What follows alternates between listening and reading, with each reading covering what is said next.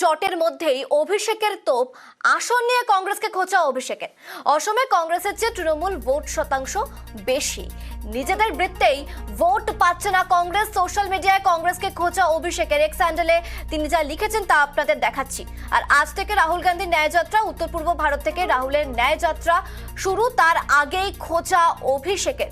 স্বায়ত্তশাসন সংস্থায় যে নির্বাচন হয় সেই নির্বাচনে বিপুল ভোট পায় গেরুয়া শিবির। তৃণমূলক প্রার্থী দেয়, কিন্তু কংগ্রেসের থেকে তৃণমূলের ভোট সংখ্যা অন্তত অনেক বেশি। সেই হিসেবে কংগ্রেসকে খোঁচা অভিষেকে। এক্স হ্যান্ডেলে তিনি যা লিখেছেন দেখাচ্ছি।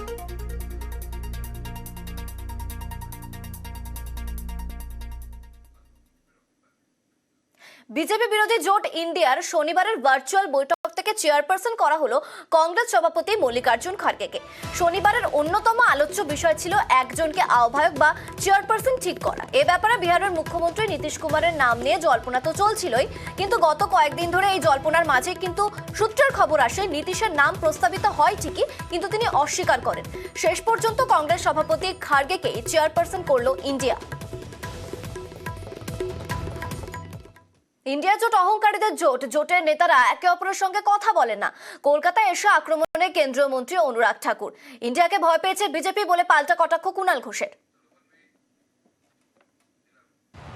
जहां घमंड और अहंकार सिर चढ़ के बोल रहा है, एक नेता दूसरे नेता से बात नहीं करता है। पश्चिम बंगाल में चौधरी साहब कुछ कहते, ममता दीदी कुछ और कहती, तीसरा कुछ और कहता है। ये आपस में ही ना सुर मिलते ना ताल मिलता है।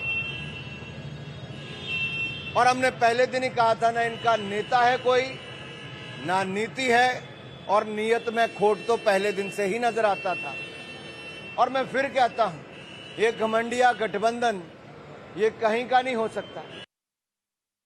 ইন্ডিয়া অ্যালায়েন্স এবং তৃণমূল কংগ্রেস এরা বিজেপির মাথা ব্যথা। সেই জন্যই তো এই অনুরাগ ঠাকুর বা যারা যা আসছেন তারা এত ব্যস্ত ইন্ডিয়া অ্যালায়েন্সকে আক্রমণ করতে, তৃণমূল কংগ্রেসকে আক্রমণ করতে।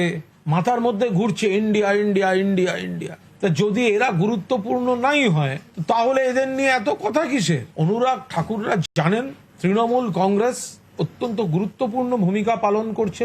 ইন্ডিয়া জোট শক্তিশালী হয়ে উঠেছে, কেন্দ্রে ক্ষমতায় আসতে চলেছে। সেই কারণেই তারা এখন এইসব নিয়ে চর্চায় ব্যস্ত।